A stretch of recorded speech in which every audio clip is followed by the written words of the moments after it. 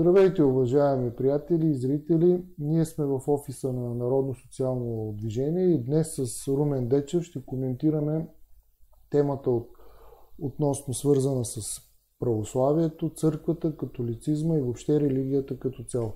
Здравейте, господин Дечев! Да, здравейте! Покрай кончината на българския патриарх отново много се говори за православието, за религията като цяло. Вие какво може да кажете за религията и каква е нейната роля в обществото и въобще за държавите като цяло? Религията е много важна част от общественото съзнание, от духовния живот на хората. Винаги е била и опитите тя да бъде елиминирана, да бъде унищожена, поне до сега са били безуспешни. Ние такива опити имаме още преди социализма, по време на Френската революция. Тогава има един процес речен на дехристиянизация, провеждан от представителите на масонските ложи в властта, тогавашната политическа власт на революционна Франция, който е много брутален, с убийства на свещеници, с преследване. И въпреки всичко, в крайна сметка, църквата успява да оцелее и отново да възстанови своите позиции в обществото. Но след този процес, след като тези крайни революционни правителства на Робеспиер, конвента отпадат от обществената сцена на Франция, под друга форма масонските ложи продължават да атакуват църквата и това е в основата на целия обществен и политически живот на 19 век, където либералните партии се противопоставят на консервативните. Една от основните насоки на това противопоставяне е именно борбата срещу църквата, срещу нейното влияние, срещу училищата, които тя поддържа, срещу влиянието и върху младежта и така нататък. След това много мощен втори такъв опит генерално да се унищожи църквата е по време на Октомврийската революция и съпътстващите я социалистически революции, особено в България. Тъй като в Унгария, в Полша, в Чехословакия, където религията има традиционно силни позиции, където нямаше толкова силно комунистическо движение, толкова силна комунистическа власт, толкова силна комунистическа репресия, не беше засегната в такава степен църквата, както в България. Но най-жестоки, най-трагични са гоненията на църквата, на православната църква, на свещениците в Съветския съюз. 10 000 свещеници са убити при Октомврийската революция и това неминуемо се отразява на обществото. Защото религията в цялата човешка цивилизация, в частност православното християнство, е било носител на социално-етичните норми. На нормите, които регулират отношенията между хората, отношенията между обществото и властта. Знаем, че в Старата Руска империя централната власт, абсолютната власт, самодържавието, считаше като своя основна задача охраната на православието, на православните ценности, на православната църква. Неминуемо тази атака срещу православната църква, която продължи всъщност много време, макар най-бруталните форми да са непосредствено след Октомврийската революция, но доведе до един упадък на морала, на ценностната система в руското общество, което от своя страна, дори след падането на комунизма, рефлектира като един упадък на обществото. Същото и у нас. И у нас в по-малка степен, по-малки мащаби. Този процес е аналогичен. Кризата в обществения морал на постсоциалистическите общества е свързана и с кризата в съответната национална църква. И да се върнем към наши дни. Станахме свидетели на едно непристойно поведение от страна на самопоканилия се така наречен Вселенски, според някой патриарх Вартоломей, и той дори покани друг отцепник, който не е признат от българската църква. Как виждате вие процесите в Българската православна църква, и като имаме предвид и събитията в Сливен? Сега, църквата, именно поради нейната важна роля, която укрепва моралните устои на обществото, винаги е била враг на задкулисните сили, на така наречената дълбока държава, която в крайна сметка е свързана с традиционната хилядолетна финансова олигархия, която все още продължава да господства над света. В този смисъл, тук има един интересен факт, който не се коментира, проблем. Това е, че тази борба срещу църквата е по-успешна там, където съществува някакво единоначалие в клира, където централизацията е по-силно изявена, защото много по-лесно е на парите и на властта, чрез компромати, чрез подкуп, да въздействат на едно лице и да го поставят под свое влияние и по този начин, чрез него, да упражняват своето разрушително въздействие върху цялата съответна църква. Това е много така забележим процес при католицизма. Исторически формирал се като централизирана иерархична система на църковна власт, начало на която стои папа, признат така, в по-ново време от съборите, църковните събори на католическата църква, не Вселенския, на католическата църква, за непогрешим. И много е лесно, ние виждаме в историята, когато се постави ръка върху личността на папата, когато той бъде контролиран, то съответно процесите, деструктивните процеси в църквата се развиват. И това много нагледно се вижда с дейността на Йоан Павел II, който беше абсолютно подконтролен на задкулисните сили на ЦРУ, на службите за сигурност на Запада, през всичко на Съединените щати, и който беше използван в борбата с комунизма тогава, с комунистическите общества, които, трябва да кажем, в някои отношения бяха еволюирали, еманципирали се бяха и водеха един независим такъв външно-политически курс, който не беше в интерес на световната олигархия. И тук искам да посоча примера с предшественика на папа Йоан Павел II, папата Йоан Павел, който стоя на папския престол около един месец и беше отровен.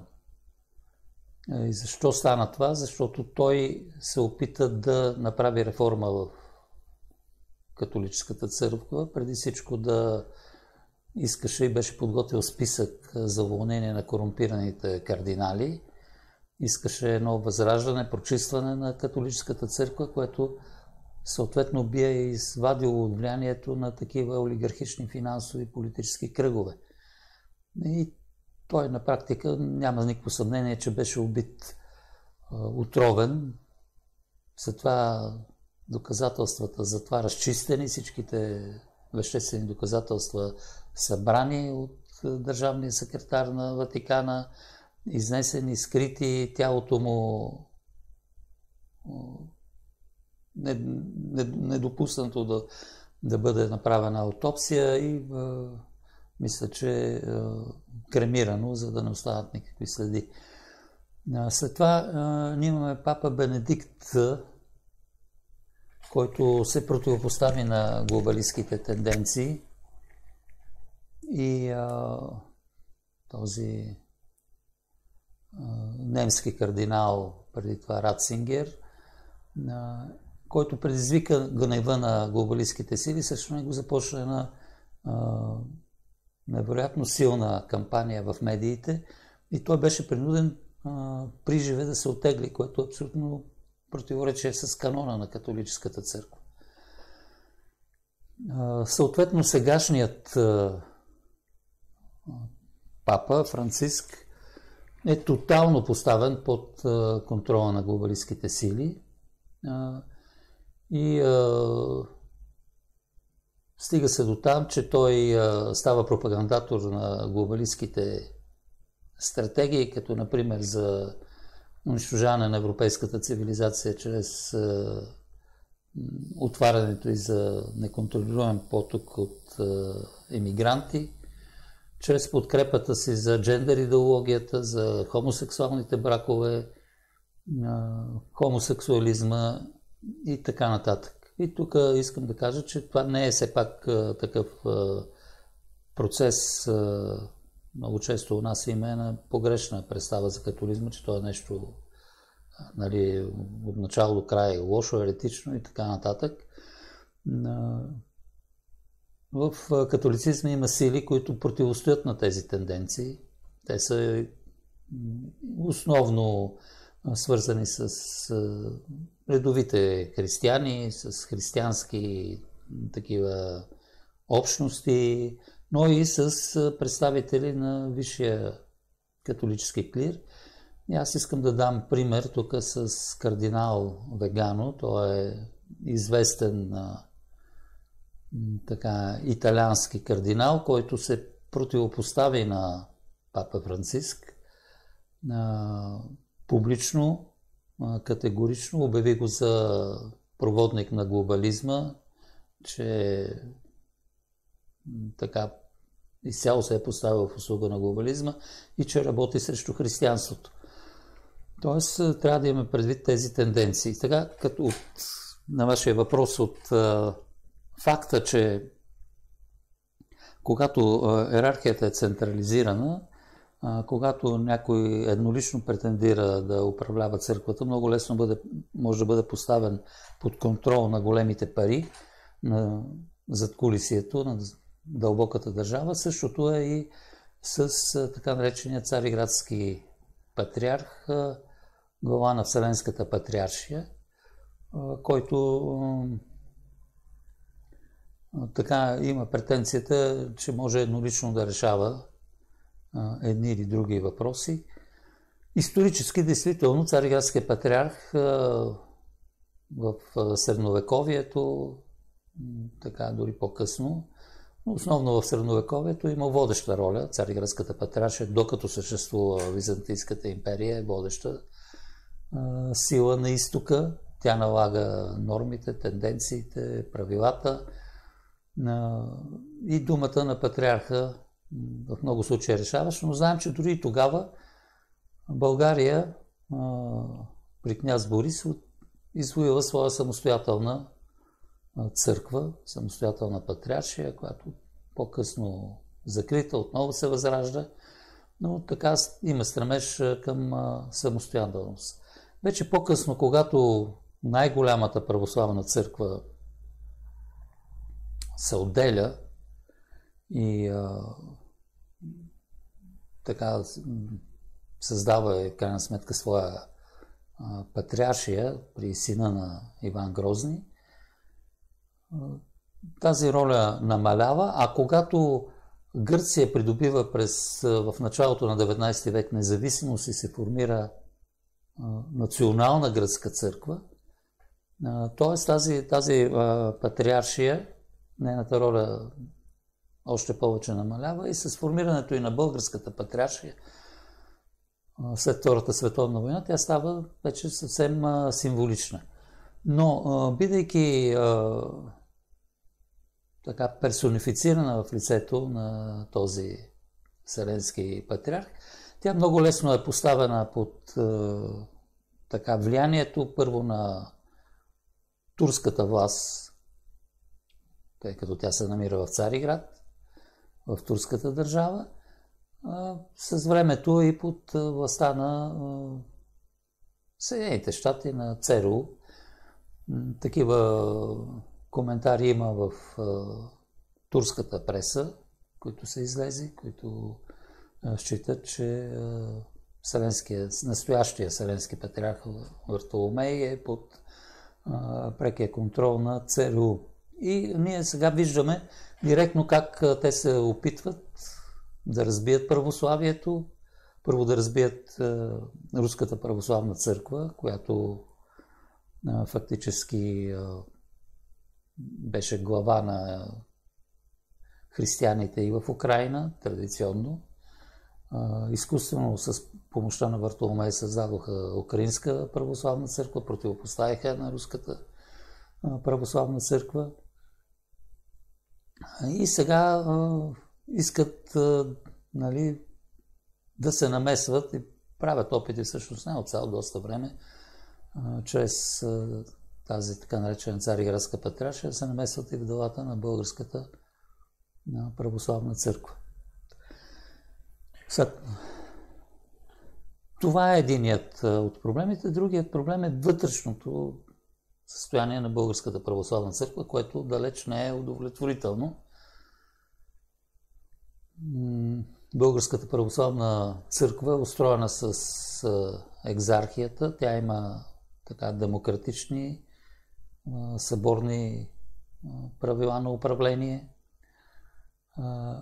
Но наблюдава се една тенденция на опити да се така елиминира този демократизъм в Българската православна църква и да се концентрира властта в един тесен клир, свързан с Светия Синод, поне сред част от митрополитите. И тук трябва да кажем, че основната фигура на тези деструктивни тенденции е Пловдивския митрополит Николай. Стигна се до един много критичен момент. Това е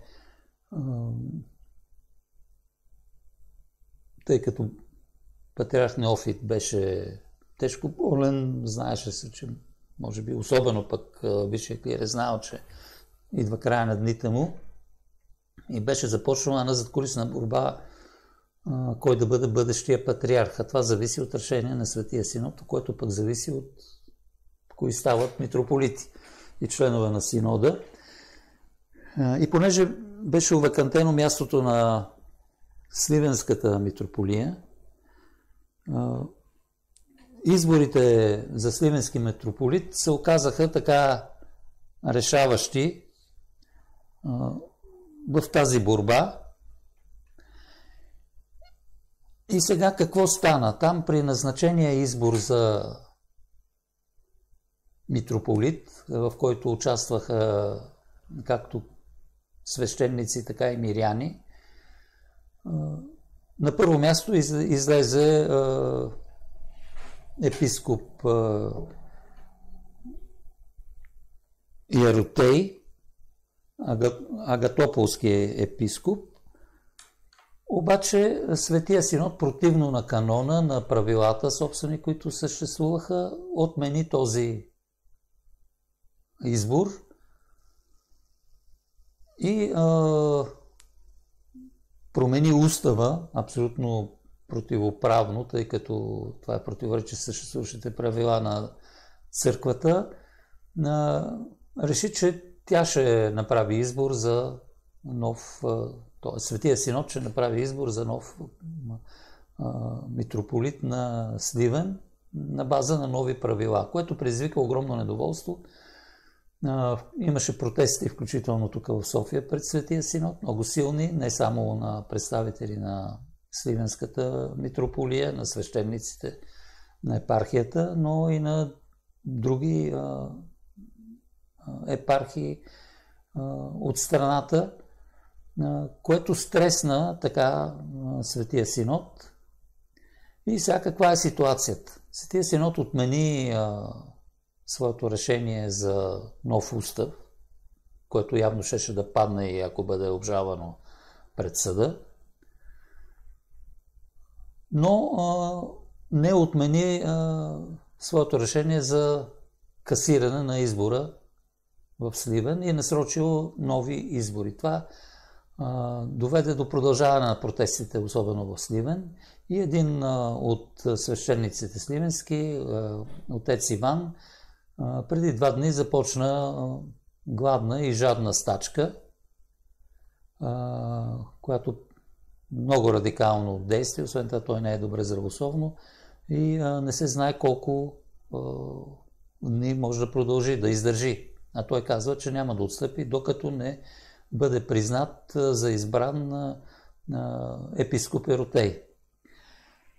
И така намираме се в една много критична ситуация за Българската православна църква, която очевидно силите, които са под влияние на дълбоката държава, искат да бъде използвана като духовна сила, за да настрои българското общество в посока на агресивната политика на това световно правителство, на тези световни сили. И ние това го видяхме с много такъв символичен знак при погребението на патриарх Неофит. Неговия ковчега с неговите тленни останки бяха качени на лафет, на военен лафет, на който се качва оръдие. Абсолютно недопустимо в църковната наредба, в църковната традиция, никога не е имал такъв случай. Така се погребват генерали, военнослужащи, държавен глава, който е върховен главнокомандващ, но духовен глава, който е на църквата, с които основни проповеди са за мир и любов, това е абсолютно недопустимо и показва насоката, в която ще се влияе върху българската църква. Затова аз смятам, че много е важно тази борба, която предприемат, този протест, който предприемат миряните в Сливенската епархия и въобще в страната, да бъде подкрепен и да не бъде оставен безконтролен Светия Синод и особено този злополучен митрополит Николай, който тук искам да отворя на скоба и да кажа, че той като митрополит на отец Боян Сараев упражняваше така един неканоничен натиск върху него. Аз това лично го знам от самия Боян Сараев, че той е бил притесняван от този Николай във връзка, който пък от своя страна с олигарси разни, Гергов и така нататък. Знаем го, той е прочут с носенето на скъпи часовници, карането на скъпи коли и така нататък. Тоест, ние сме в един момент, в който трябва да обществеността, българската общественост, Българската православна църква, тя е конституционна структура. Казано е в Конституцията, че православието е водещата религия в България.